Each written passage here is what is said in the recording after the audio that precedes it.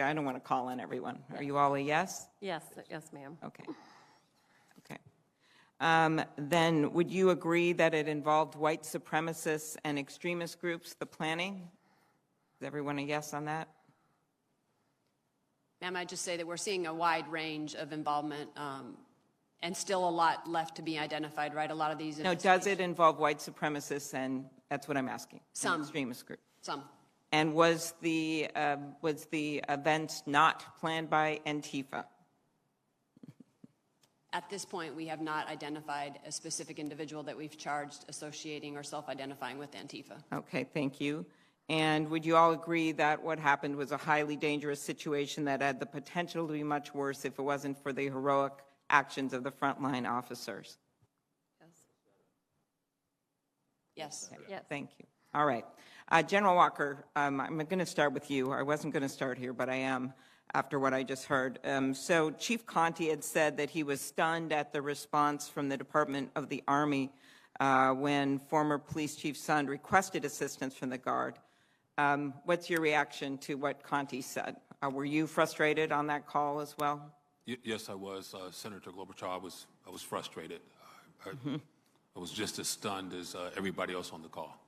And I understand, and correct me if I'm wrong, that with the National Guard, it is much better to prepare them and call them into action and have a plan, which I know that I heard from Mr. Celestinus that people tried to do. They called the chief, they called people and said, do you want to have the Guard mobilized? And there was a discussion between you and Sund leading up to January 6th in which this was discussed, and you didn't get a clear direction to have them mobilized. Is that correct? Yes, ma'am. So I talked to Chief Sund on Sunday. I talked to him Saturday and Sunday. We talk. We're friends. I've known him for a long time. So on Sunday, I asked him, are you going to request D.C. National Guard help? And if you do, I need it in writing. It has to be formal because the Secretary of Defense has to approve it. He told me he was not allowed to request a support. And I asked him if he wanted me to share that, and he said, no, I can't even ask you for the support, is what he told me.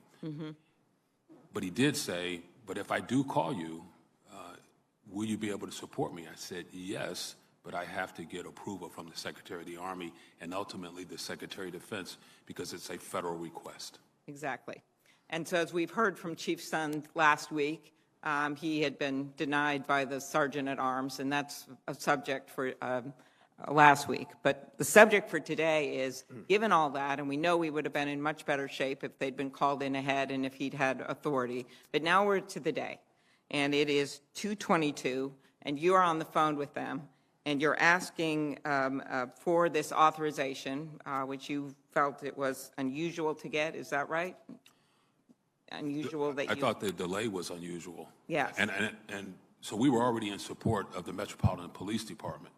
And when the Metropolitan Police Department left the traffic control points, what I wanted to do was take those guardsmen and move them to the Capitol immediately. And my logic was we were still in direct support. We would have been in support of the Metropolitan Police Department, who was supporting the United States Capitol Police at that point. So I just keep imagining the scene. The whole country, the whole world is seeing this on TV. You've got the police line breached at this moment. You have smashed windows. You have insurrectionists going through the police lines. You are on the phone. Everyone is seeing this on TV, and they're not immediately approving your request. And in your recent testimony, you just said, hey, I could have gotten them on those buses and ready to go. Is that correct? That is correct, Senator. And as you just testified in response to Senator Peters, you believe that would have made a difference to have them at the perimeter in a sooner point. And I know that the people in charge of Capitol Security felt the same. Yes, ma'am. And so you could have had them there earlier, hours earlier, if it had been approved.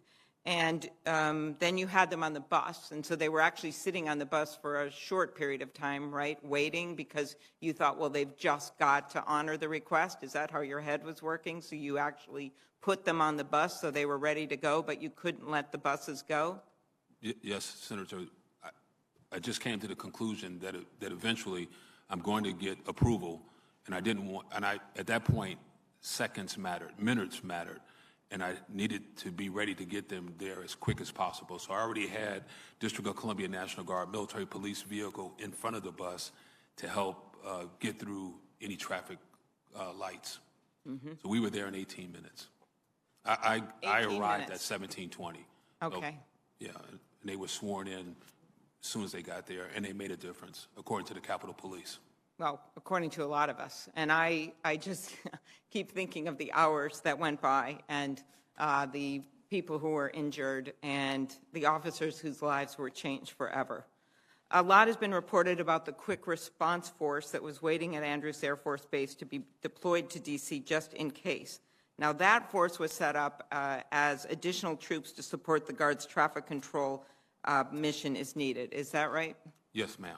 And the quick response force couldn't be deployed to the Capitol immediately once the violence began because they were not outfitted for riot control. Is that right? No, ma'am. They were outfitted. So Yep. the quick reaction force was District of Columbia Air National Guard Security Forces Squadron. Most of those guardsmen are law enforcement officers in their civilian positions. Got it. So they were ready to go, and they were outfitted with all the equipment that they needed. And they were out at Andrews. They were at Andrews, and I just took it upon myself to move them without permission. I just moved them to the armory so they would be closer as well. Okay. And who was on that conversation with you? You mentioned from the Defense Department. I know who was on there from the police in D.C. So Lieutenant General Michael Flynn, he was the chief. He was in charge of operations for the Army. The director of the Army staff was on the phone, was on the call. Lieutenant General Pyatt. There were other senior civilian leaders from the United States Army, and other high-ranking general officers were on the call as well. Okay.